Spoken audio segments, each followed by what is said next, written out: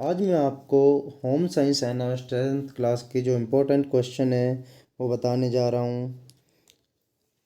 पहला क्वेश्चन है, गृह विज्ञान की परिभाषाएं बताइए। गृह विज्ञान का संबंध घर में रहने वाले सभी लोगों के स्वास्थ्य तथा उनकी खुशी से संबंधित है। चूँकि गृह विज्ञान एक विशिष्ट क्षेत्र है, इसलिए इसमें विज्ञान और कला दोनों ही क्षेत्रों की विषय वस्तु को सम्मिलित किया जाता है। दूसरा क्वेश्चन आता है, बेटा गृह विज्ञान के क्षेत्र बताइए। गृह विज्ञान के क्षेत्र और विशेषताएं एक ही बात होती है। गृह विज्ञान के 5 प्रमुख घटक या विशेषता निम्न है। पहला है भोजन तथा पोषण। दूसरा है संसाधन प्रबंधन। तीसरा है कपड़ा तथा वस्त्र विज्ञान। चौथा है मानव विकास एवं विस्तार। और पांचवा क्षेत्र है या पांचवा विशेषता है संप्रेषण। अगला क्वेश्चन है, रोजगार एवं स्वरोजगार की परिभाषा देते हुए एक एक उदाहरण दीजिए। रोजगार का अर्थ होता है, बेटा हम किसी दूसरे के लिए कार्य करते हैं और उनके बदले में हम पैसे प्राप्त करते हैं, वो होता है रोजगार। स्वरोजगार से तात्पर्य है हम एक स्वयं उद्यमी है, एक बिजनेस करते हैं और हमारे अंडर में जो भी व्यक्ति है काम करता है, उन व्यक्तियों के वित्त पोषण का कार्य हम स्वयं करते हैं।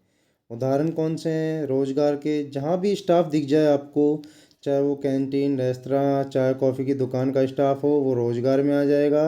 और स्वामी या मालिक है वो स्वरोजगार में आ जाएगा। Canteen, restaurant, coffee, tea shop आदि का जो स्वामी है वो स्वरोजगार के अंतर्गत आ जाता है। चौथा क्वेश्चन है, पोषण की परिभाषा देते हुए पोषक तत्वों के नाम लिखो। पोषण को उस विज्ञान के रूप में परिभाषित कर सकते हैं जो हमें यह बताता है कि शरीर में प्रवेश करने के बाद हमारे भोजन का क्या होता है। जो हम खाना खाते हैं उसका हमारे शरीर में जाने के बाद क्या होता है, ये हमें पोषण के द्वारा ही पता चलता है।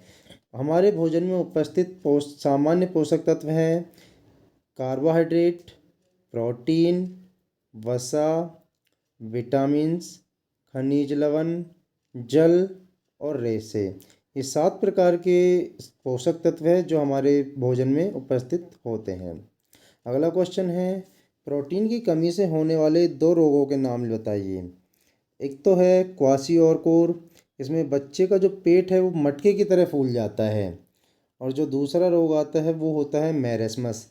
आपने देखा होगा जो बच्चे बचपन में सूख के जाते हैं, हड्डियाँ कमज़ोर होती है, वो मैरेस्मस होता है।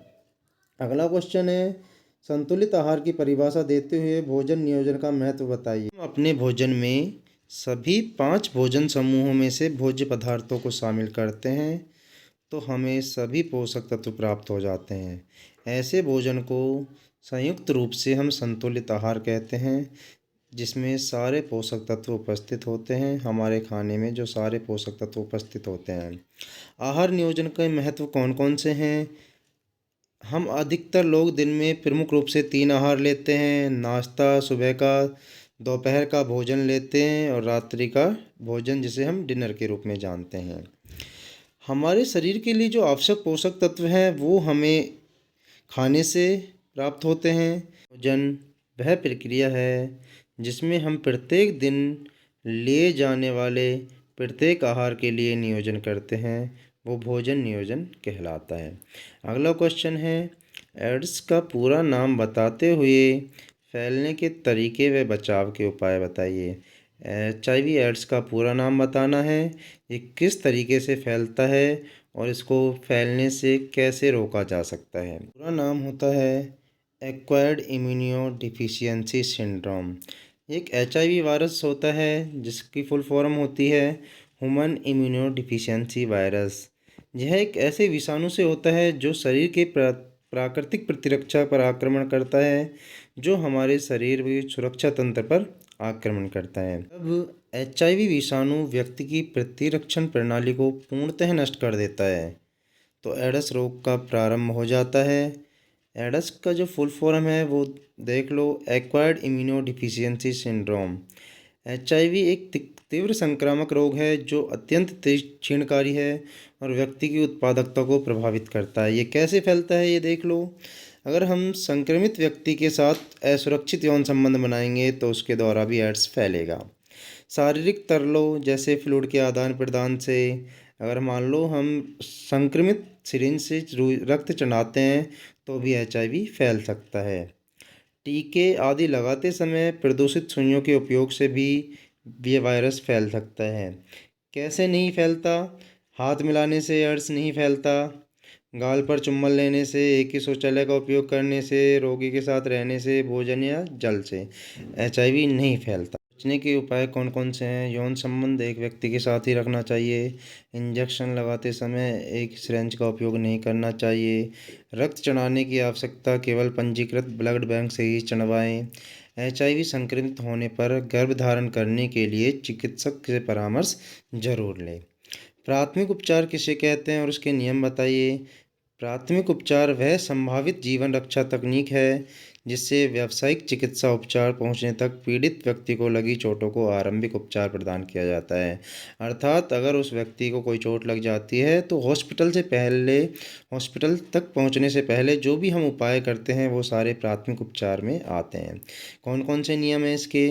अपने घर में प्राथमिक चिकित्सा बॉक्स को तत्काल प्रयोग के लिए सुलभ रखें जो आसानी से मिल जाए। प्राथमिक उपचार समय गंवाए बिना तत्काल प्रदान करना चाहिए। प्राथमिक उपचार देते समय आपको शांति तथा धैर्यपूर्ण रखना चाहिए। ज़्यादा जल्दबाजी नहीं करनी चाहिए। यदि आवश्यकता हो पीड़ित व्यक्ति को सुरक्षित स्थान पर ले जाएं। पीड़ित व्यक्ति को सांत्वना तत्काल चिकित्सक को फ़ोन करके बुलाएं। आपको अपने घर से निकटवर्ती सबसे जो छोटा अस्पताल है, सबसे पास है, वहाँ ले जाना चाहिए। अभिवृद्धि व विकास की परिभाषा बताते हुए विकास के सिद्धांत लिखिए। अभिवृद्धि क्या होता है? लंबाई में और जो वजन में होता है ना वृद्धि, वो अभिवृद्धि कहलाती है। अभिवृद्धि केवल शारीरिक होती है जबकि विकास होता है वो शरीर के सभी पहलुओं में होता है।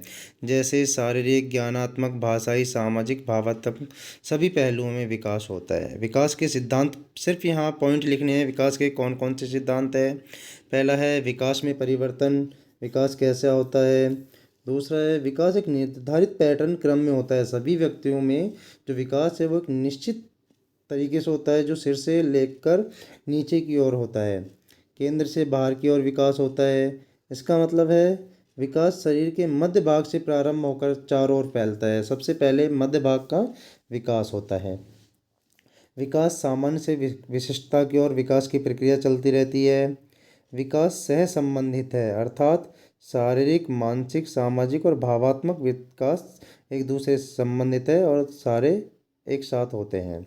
विकास पूर्वानुमेय है अर्थात हम पहले से अनुमान लगा सकते हैं कि इसका विकास कैसे होगा। विकास शरीर के विभिन्न भागों के लिए विभिन्न दरों पर होता है।